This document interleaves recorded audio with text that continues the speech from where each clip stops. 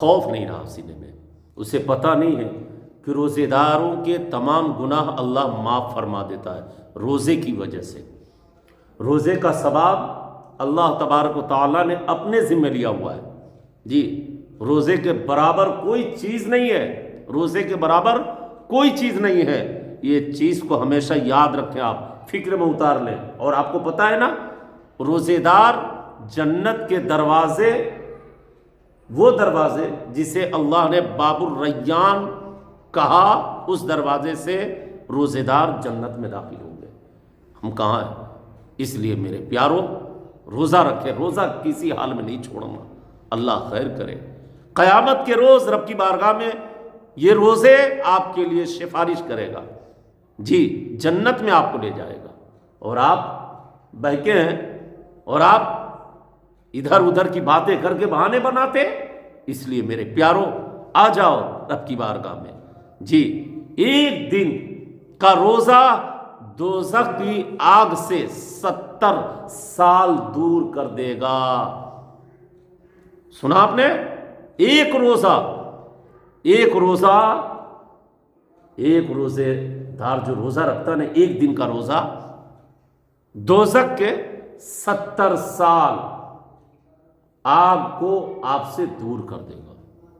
یہ مسلم شریف کی حدیث ہے، بخاری کے اندر بھی موجود ہے۔ روزے داروں، اپنے مقدر پہ نازا ہو آپ، روزے داروں خوش ہو جاؤ، یہ رب کا انعام ہے روزے داروں کے لیے، جو رب کے لیے نہ بھوکا رہنا، پیاسا رہنا، رب کی نعمتیں سامنے موجود ہے، پانی موجود ہے، یہ دہی، یہ طرح طرح کے فروٹ، یہ طرح طرح کے میوے، طرح طرح کے غذا سامنے موجود ہے، اللہ کی نعمت سامنے ہے، مگر بندہ اللہ رب کی رضا کی خاطر، ہے نا، جہنم کی آتش کو بجھانے کی خاطر، عذاب قبر سے بچنے کی خاطر، دنیا میں پریشانی اور بلاؤں سے اور قہر عذاب الہی سے بچنے کی خاطر یہ دنیا کو اپنے آپ پر حرام کیے بیٹھا ہے۔ روزے کی حالت میں تمام چیزیں جائز ہیں، کھا بھی سکتا ہے، پی بھی سکتا ہے، روٹی ہے، چاول ہے، میوے ہے، فروٹس ہے، تمام چیزیں ہیں، وہ آزاد ہے، کھا سکتا ہے، مگر بندہ رب کے اعلان کے مطابق طلوع آفتاب سے غروب آفتاب تک تمام چیزوں کو اپنے اوپر حرام کیے بیٹھا ہے۔ یہ بندے مومن کی پہچان ہے، یہ اللہ کے نیک بندے ہیں جو رب کا قرب حاصل کرنے کے لیے پانچوں وقت نماز با جماعت تکبیر اولیٰ کے ساتھ ادا کرنے کی کوشش میں ہے، اور کرتا بھی ہے، راتوں میں قیام اللیل بھی کرتا ہے، تراویح کی نماز بھی ادائیں کرتا ہے۔ اللہ پھر آئے نا وقت تو وقت سے پہلے نا زکوٰۃ نکالتا ہے، فطرہ نکالتا ہے نا، صدقہ کرتا ہے، خیرات دیتا ہے، غریبوں کو سینے سے لگاتا ہے، یتیموں کو اپنے دسترخوانوں پہ بلاتا ہے۔ وہ بندہ مومن کوئی عام نہیں ہوتا، وہ اللہ کا خاص بندہ ہوتا ہے، وہ اللہ کا نیک بندہ ہوتا ہے۔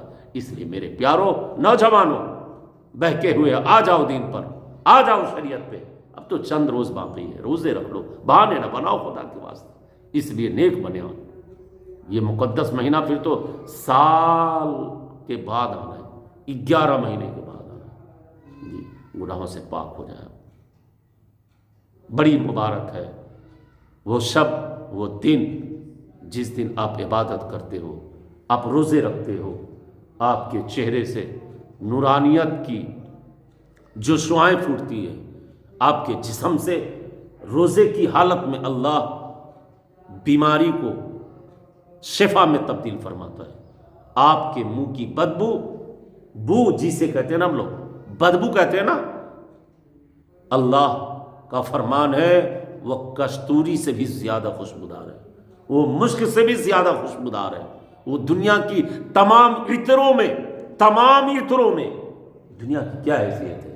یہ کستوری، یہ پھر سنبل و گلاب، یہ مشک جو جنت کی مٹی ہے، میرا رب فرماتا ہے بندے کی بو مشک سے زیادہ پسندیدہ ہے۔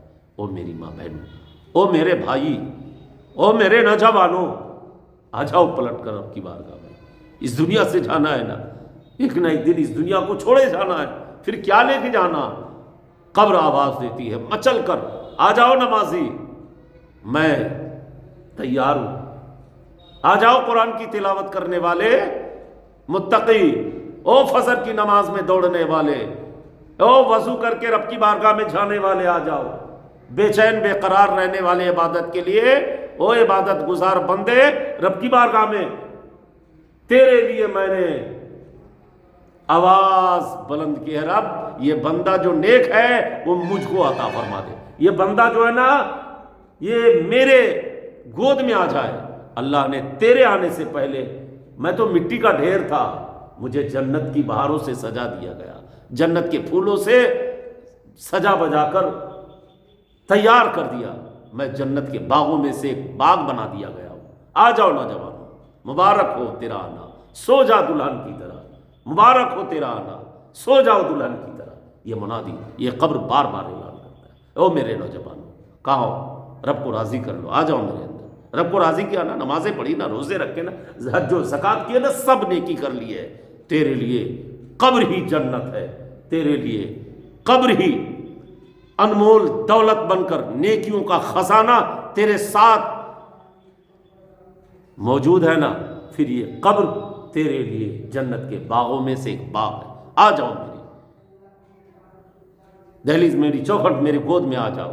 پھر اس قدر ایسے سو جاؤ نا جیسے پہلی رات کو دلہن سوتی ہے نا. یہ قبر کی پکار ہے، یہ قبر کی پکار ہے، یہ قبر کی پکار ہے. یاد رکھنا پیارے، نیک بن جائے جی، تقوی حاصل کرے ہو، سنتوں کے عامل بن جائے ہے نا. فرض کو نہیں چھوڑنا، جس حال میں ہونا، مشقتیں جھیل لیں، پریشانی تھوڑی اٹھا لیں، مگر رب کو راضی رکھیں، ناراض نہ کریں.